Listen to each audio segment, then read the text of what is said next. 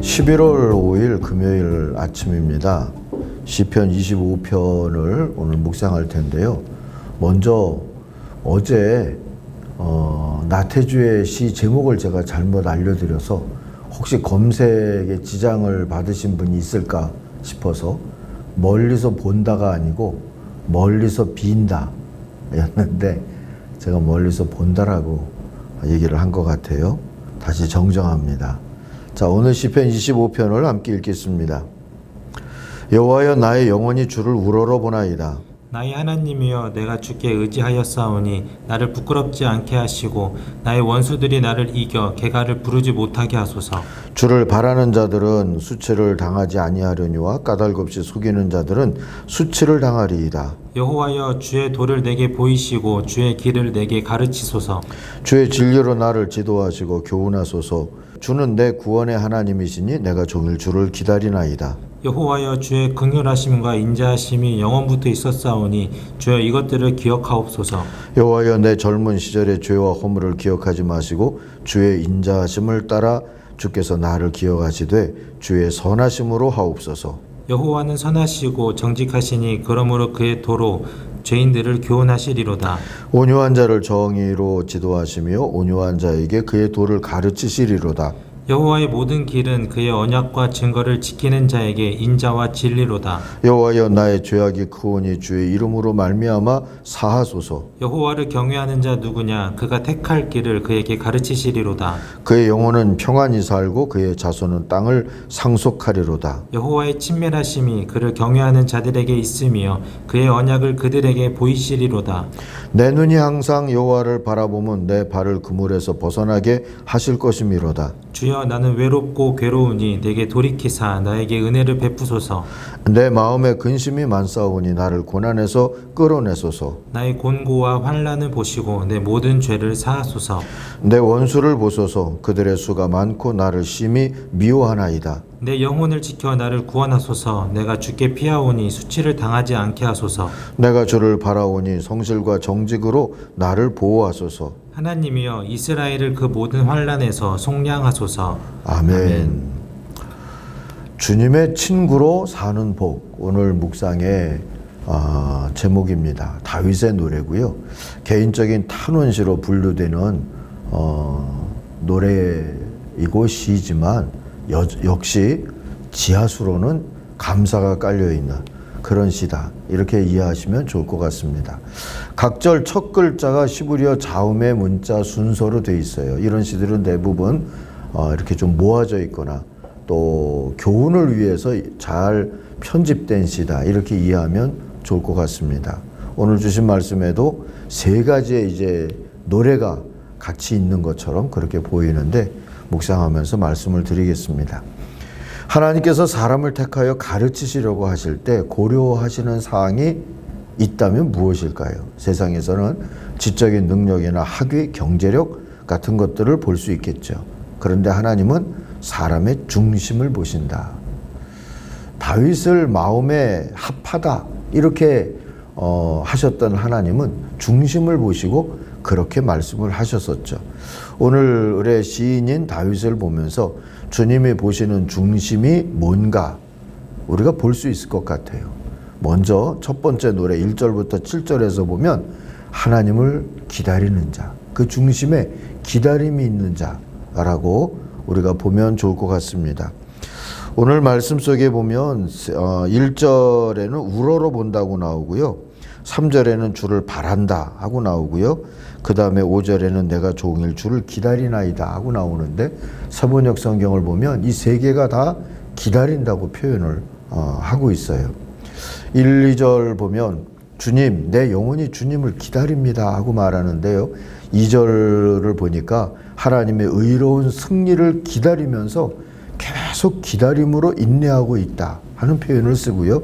3절에 보면 주님을 기다리는 사람은 길을 쓰고 정직하고 자비로우려고 애를 쓴다. 스스로 무너지지 않으려고 기다림으로 그런 고백을 합니다.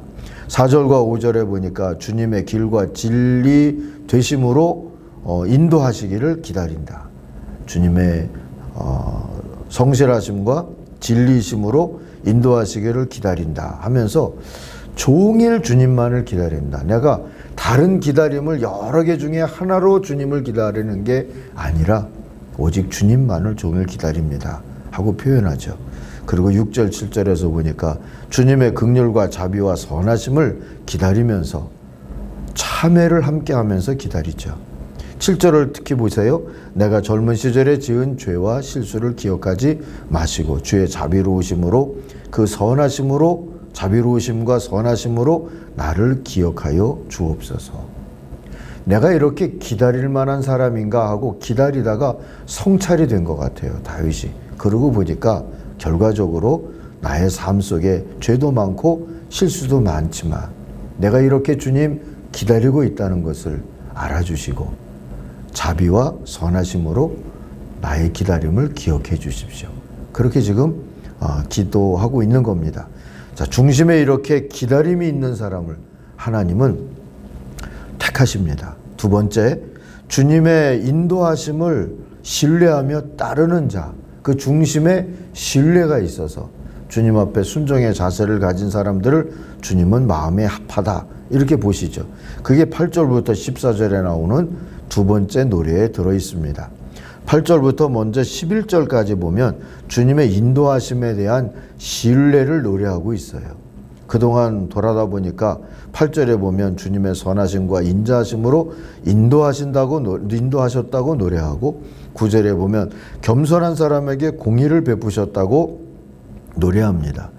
여기서 말하는 겸손, 우리 개정개혁에는 온유라고 되어 있는데 겸손이나 온유라고 번역된 이 단어는 징계를 받을 때에도 징계하는 자를 신뢰함으로 받는 자세를 뜻한대요. 하나님께 모든 고난도 징계로 받는 거죠. 그리고 징계를 주시는 하나님을 신뢰함으로 이거를 거부하거나 또는 불평하거나 또 오해하거나 하려고 하지 아니하고 받아들인다 하는 자세를 가진 사람이라는 겁니다. 하나님의 인도하심을 믿고 말이죠. 10절에 보면 언약과 계명을 보증으로 삼으시고 인도하신다. 내가 약속하지 않았느냐? 내가 하라고 하지 않았느냐? 하면서 하나님이 인도하셨다는 거죠. 자, 이 두 번째 노래 부분에서도 참회는 이어지고 있어요. 11절에 보니까 주님 주의 이름을 생각하셔서라도 내가 저지른 큰 죄악을 용서해 주십시오. 성찰해 보니까 주님의 인도하심은 성실했는데 결과적으로 자신은 믿는다 했는데 신뢰한다 했는데 불신한 결과, 불순종한 결과가 보인다는 거죠. 그런데 주님이 참아주셨던 거구나. 이걸 깨달으면서 주님 용서해 주시고 주님의 인도하심, 제가 지금 노래하고 있는 그 인도하심을 베풀어 주십시오. 아니 베푸실 줄 믿습니다 하고 노래합니다.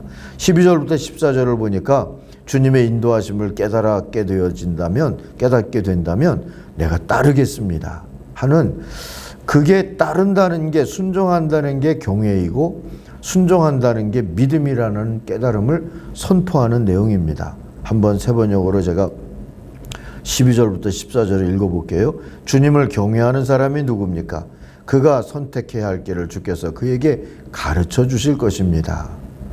주께서 그의 한 생애를 평안하게 하시니 그 자손이 땅을 유업으로 받을 것이다. 주께서는 주님을 경외하는 사람과 의논하시며 그들에게서 주의 언약을 확인하신다. 하나님이 깨우쳐 주시는 것을 의논하신다는 표현으로 노래하고 있다는 게 저는 제 마음에 와 닿았어요. 하나님께서 따르는 자들에게 찬찬히 가르쳐 주시면서 신뢰심을 북돋아 주시면서 이끌어 가시는구나. 이걸 깨달았다는 거죠. 자, 중심으로 순종하고 경외함으로 따르는 자들을 하나님께서 선택하셔서 택할 길을 보여주시고 친밀함을 나타내 보이시면서 손잡고 이끌어 가신다.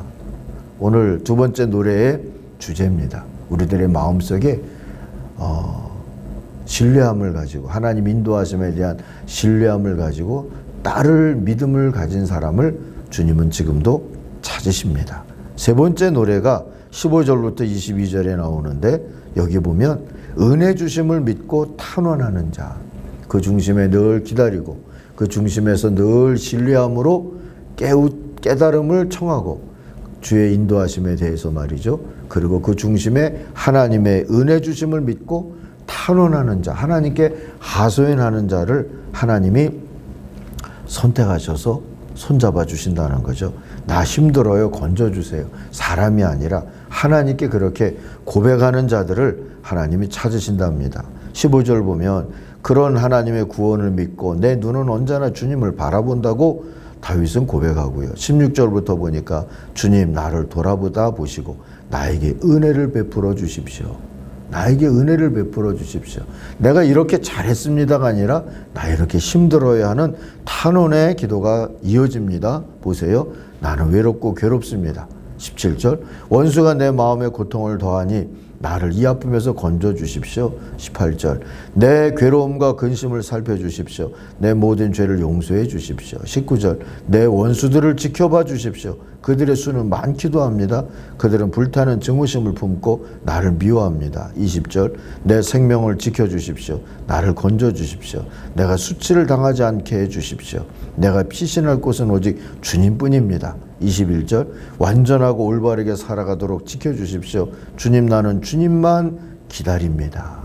그리고 마지막 고백이 뭐예요? 기도가 뭡니까? 탄원의 기도가 22절 하나님 이스라엘을 그 모든 고난에서 건져 주십시오. 다윗 자신만이 아니라 이스라엘의 모든 자들을 위해서 중보의 탄원을 하고 있습니다. 다윗은 하나님과의 이런 의리와 신뢰 그리고 사랑으로 이어진 우정의 관계를 맺고 있었어요. 그리고 그런 관계로 하나님을 찾을 수 있다는 걸 감사하면서 하나님이 은혜 주실 것을 희망하고 있는 겁니다. 예수님과 제자들의 관계 속에서도 이런 거룩한 우정을 볼 수가 있죠. 3년여 동안 훈련하신 후에 예수님은 제자들에게 이렇게 말씀하시죠. 요한복음 15장 15절입니다. 이제부터는 내가 너희를 종이라고 부르지 않겠다. 종은 그의 주인이 무엇을 하는지를 알지 못한다. 나는 너희를 친구라고 불렀다. 내가 아버지에게서 들은 모든 것을 너희에게 알려주었기 때문이다.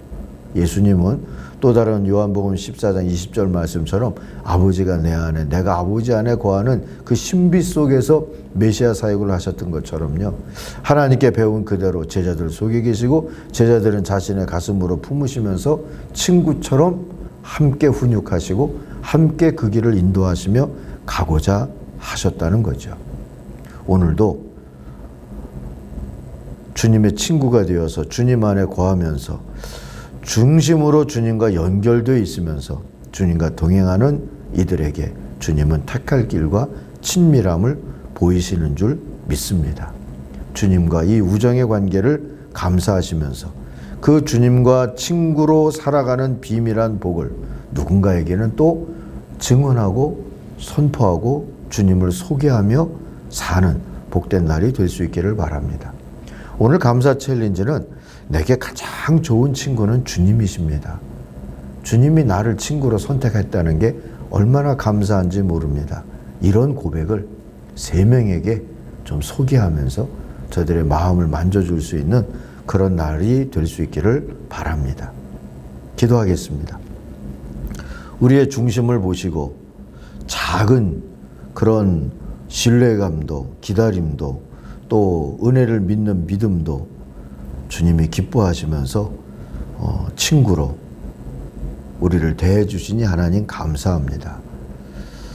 우리도 그런 마음을 가지고 주님 앞에 감사하고 또 주님을 노래하고 주님을 연약한 우리 이웃들에게 소개하며 살아가는 날이 되게 하여 주시옵소서. 예수님의 이름으로 기도하옵나이다. 아멘. 하늘에 계신 우리 아버지, 아버지의 이름을 거룩하게 하시며 아버지의 나라가 오게 하시며 아버지의 뜻이 하늘에서와 같이 땅에서도 이루어지게 하소서. 오늘 우리에게 일용할 양식을 주시고 우리가 우리에게 잘못한 사람을 용서하여 준 것 같이 우리 죄를 용서하여 주시고 우리를 시험에 빠지지 않게 하시고 악에서 구하소서. 나라와 권능과 영광이 영원히 아버지의 것입니다. 아멘. 각자 기도하겠습니다.